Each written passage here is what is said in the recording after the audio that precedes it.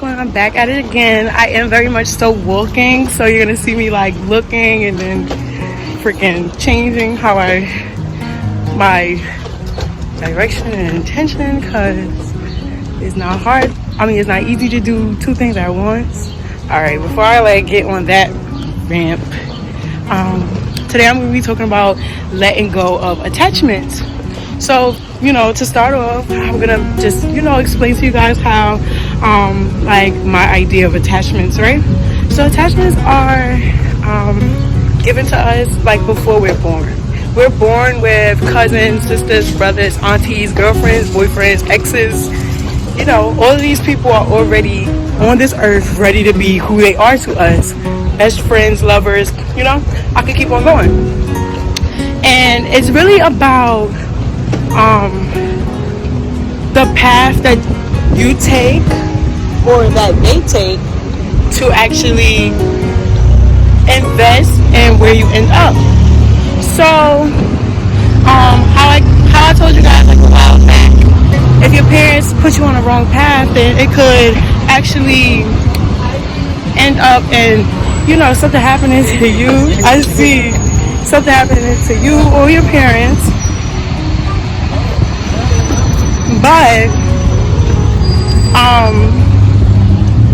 if you're on the right path, then things go how it's supposed to go.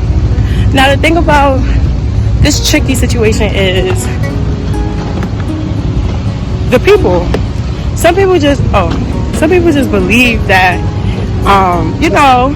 so-and-so is supposed to be in their life because this, that, and the third. But it's like, no, it's so many different people that is meant to be there for us and is not meant to be there. And everybody is supposed to play their course for the amount of time that's suitable for the elevation. So if somebody is, let's say, your sibling, but they don't have like higher elevation in mind, then like past you guys living together with your parents, it might not be much space for that sibling to play a big role in your life. And who's to say that even if they're your only biological sibling, that you won't soon discover a sibling that's freaking not like family. Guys, I'm looking all over because I'm crossing the streets and all of this. I just lost my mask. This COVID stuff is real, I think. But yeah. So this only proves that cycles are real and nothing is really a coincidence. And once you really start to understand that, you start to realize that basically anything that you want is easily accessible. And not only anything that you want, but you start to feel less entitled with things and more open to opportunities that may present themselves to you, or that you may be able to present to yourself. So for example, we're going to touch Black Lives Matter. The movement, the people, the opportunities, right? And all lives matter.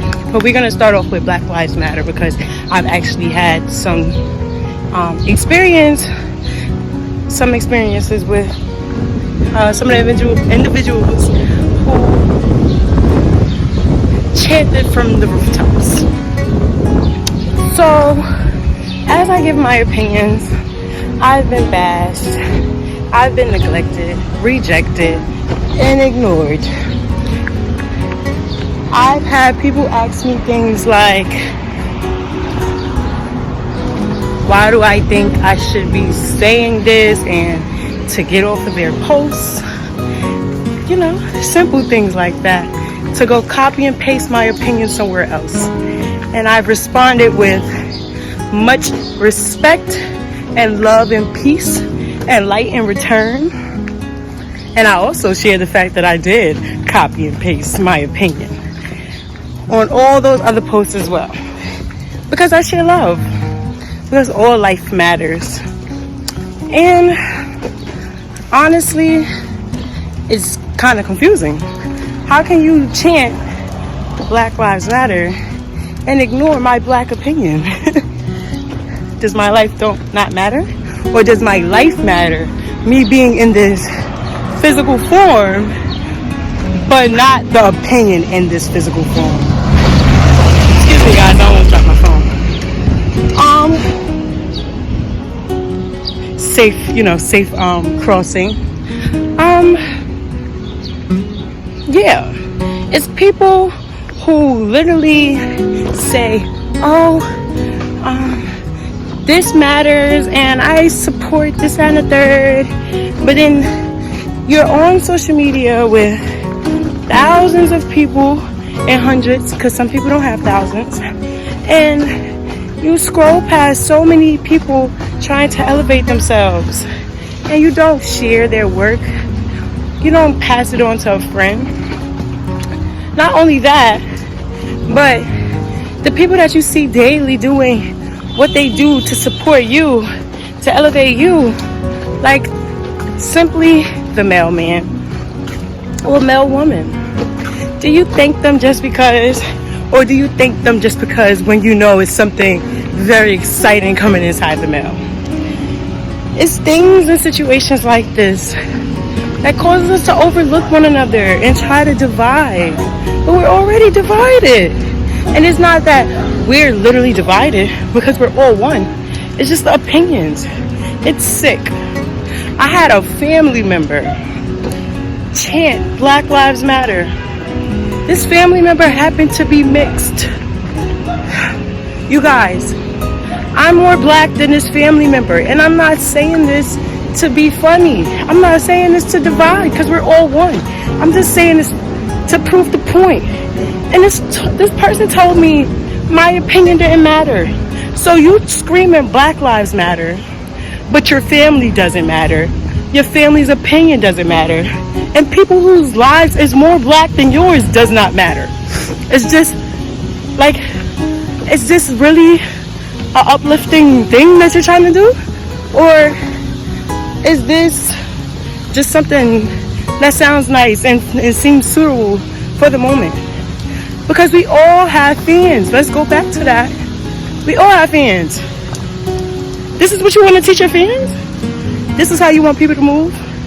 Oh, my family doesn't matter, but whatever this hashtag is, we just gonna go with it and go hard for it and go harder than everything else, which kind of contradicts what we're trying to say and the point we're trying to prove. It's not okay. It's not. It's hurtful. It's not right. It doesn't. You can make a point without having to break people down or hurt them. It's really, really possible. So try it sometimes, guys.